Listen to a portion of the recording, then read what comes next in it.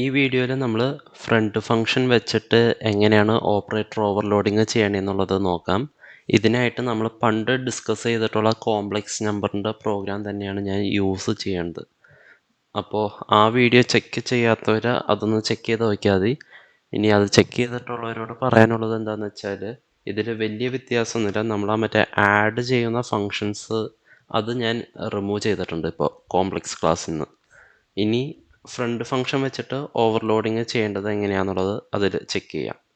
ഇതിൽ ഇനിയിപ്പോൾ വേറെ പ്രത്യേകിച്ച് വ്യത്യാസങ്ങളൊന്നുമില്ല. മുന്നത്തെ വീഡിയോയിൽ പറഞ്ഞ പോലെ തന്നെ ഒരു ഫംഗ്ഷൻ ഫ്രണ്ട് ഫംഗ്ഷൻ ആക്കണമെങ്കിൽ നമ്മൾ ഫ്രണ്ട് എന്നുള്ള ആ ഒരു കീവേഡ് യൂസ് ചെയ്യണം. അതേപോലെ തന്നെ ഇവിടെയും ഇവിടെ ഞാൻ ഫ്രണ്ട് എന്ന് പറഞ്ഞിട്ടുള്ള ആ ഒരു കീവേഡ് യൂസ് ചെയ്തു.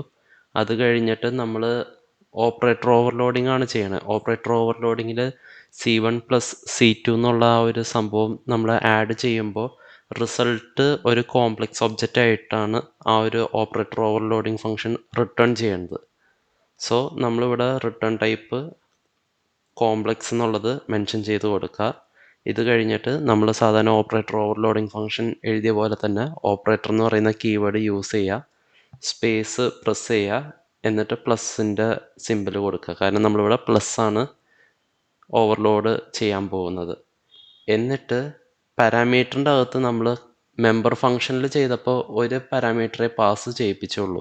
കാരണം എന്താണെന്ന് വെച്ചാൽ മെമ്പർ ഫംഗ്ഷൻ വെച്ച് ചെയ്യുമ്പോൾ നമ്മൾ C1ൻ്റെ പെർസ്പെക്റ്റീവിൽ നിന്നാണ് C2 നമ്മൾ കാൽക്കുലേറ്റ് ചെയ്യേണ്ടത്. അതായത് C1ൻ്റെ പെർസ്പെക്റ്റീവിൽ ആ ഓപ്പറേറ്റർ ഓവർലോഡിങ്ങിൻ്റെ ഫംഗ്ഷൻ കോൾ ചെയ്യുകയും C2 പാരാമീറ്ററായിട്ട് കൺസിഡർ ചെയ്ത് അങ്ങനെ റിയൽ നമ്പേഴ്സ് തമ്മിലാണ് കാൽക്കുലേറ്റ് ചെയ്യേണ്ടത്. നമ്മൾ മുന്നത്തെ വീഡിയോയിൽ അത് കൃത്യം പറഞ്ഞിട്ടുണ്ട് അതിൻ്റെ വർക്കിംഗ് എങ്ങനെയാണെന്നുള്ളത്. പക്ഷെ ഈ ഒരു ഫ്രണ്ട് ഫംഗ്ഷൻ വെച്ചിട്ട് നമ്മൾ ചെയ്യുമ്പോൾ C1ഉം C2ഉം പാരാമീറ്ററാണ്. അതായത് ഈ ഒരു ഫ്രണ്ട് ഫംഗ്ഷൻ അത് ഇൻഡിവിജ്വലി സ്റ്റാൻഡ് ചെയ്യുന്ന ഒരു ഫംഗ്ഷൻ ആയതുകൊണ്ട് ഇവിടെ നമ്മൾ രണ്ട് പാരാമീറ്റേഴ്സ് പാസ് ചെയ്ത് കൊടുക്കണം.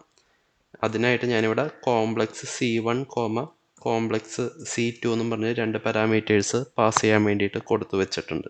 എന്നിട്ട് നമ്മൾ ഇവിടെ സെമിക്കോളൻ കൊടുക്കുക. ഇങ്ങനെ നമ്മൾ ഫ്രണ്ട് ഫംഗ്ഷൻ ഡിക്ലെയർ ചെയ്തു. അതായത് ഓപ്പറേറ്റർ ഓവർലോഡിംഗ് ഫംഗ്ഷൻ നമ്മളിവിടെ ഈ ക്ലാസ്സിൻ്റെ അകത്ത് കോംപ്ലക്സിൻ്റെ ക്ലാസ്സിൻ്റെ അകത്ത് നമ്മൾ ഡിക്ലെയർ ചെയ്ത് ഇനി ക്ലാസ്സിന് പുറത്ത് വന്നിട്ട് നമ്മൾ ആ ഒരു ഫംഗ്ഷൻ്റെ ബോഡി എഴുതണം. അതിനായിട്ട് ഞാനിവിടെ കോംപ്ലക്സ് ഓപ്പറേറ്റർ സ്പേസ് പ്ലസ് എന്നും പറഞ്ഞിട്ട് ഞാൻ കൊടുത്തു. എന്നിട്ട് നമ്മളുടെ ആ ഒരു ബ്രാക്കറ്റിൻ്റെ അകത്ത് പാരാമീറ്റേഴ്സ് ഇവിടെ കോംപ്ലക്സ് C1 കോംപ്ലക്സ് C2 ഞാൻ സ്പെസിഫൈ ചെയ്തിട്ടുണ്ട്. എന്നിട്ട് നമ്മൾ ബ്രാക്കറ്റ് ഓപ്പൺ ചെയ്ത് കേളി ബ്രാക്കറ്റിൻ്റെ അകത്ത് നമ്മൾ ആ ഒരു അഡീഷൻ്റെ ലോജിക്ക് പറയാം. അതിനായിട്ട് ഞാനിവിടെ ഒരു കോംപ്ലക്സ് ഒബ്ജക്റ്റ് ക്രിയേറ്റ് ചെയ്യാണ് C3 എന്നും പറഞ്ഞിട്ട്. ഈ C3യിൽ നമ്മൾ ഫസ്റ്റ് റിയൽ നമ്പർ ആഡ് ചെയ്യാണ്. അതിന് C3 dot real equal to C1 dot real plus C2 dot real.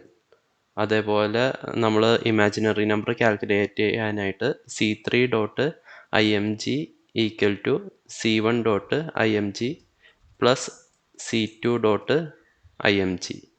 ഇത്രയും ചെയ്യുമ്പോൾ നമ്മൾ പുതിയ ഇമാജിനറി നമ്പറിൻ്റെ ആ ഒരു ഒബ്ജക്റ്റിലേക്ക് കാൽക്കുലേറ്റ് ചെയ്തിട്ടുള്ള നമ്പേഴ്സ് അപ്ഡേറ്റ് ചെയ്ത് ആൻഡ് നമ്മൾ ഏറ്റവും അവസാനം ഈ ഒരു C3 ഒബ്ജക്റ്റിനെ റിട്ടേൺ ചെയ്യാം. അതിന് ഞാനിവിടെ റിട്ടേൺ C3 എന്നും പറഞ്ഞിട്ട് കൊടുത്ത് സെമിക്കോളൻ ഇട്ടു. ഇതോടെ നമ്മൾ ഈ ഒരു ഓപ്പറേറ്റർ ഓവർലോഡിങ് ഫ്രണ്ട് ഫംഗ്ഷൻ വെച്ചിട്ട് ചെയ്ത് ഇനി ഇതൊന്ന് നമുക്ക് റൺ ചെയ്ത് നോക്കാം. റൺ ചെയ്തപ്പോൾ നമുക്ക് ആദ്യം നമ്മളുടെ മുന്നത്തെ പ്രോഗ്രാം പോലെ തന്നെ റിയൽ നമ്പേഴ്സ് ചോദിച്ചിട്ടുണ്ട്.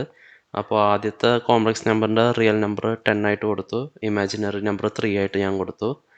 സെക്കൻഡ് കോംപ്ലക്സ് നമ്പറിൻ്റെ റിയൽ നമ്പർ ഞാൻ 2 കൊടുത്തിട്ട് ഇമാജിനറി നമ്പർ 10 കൊടുത്തു.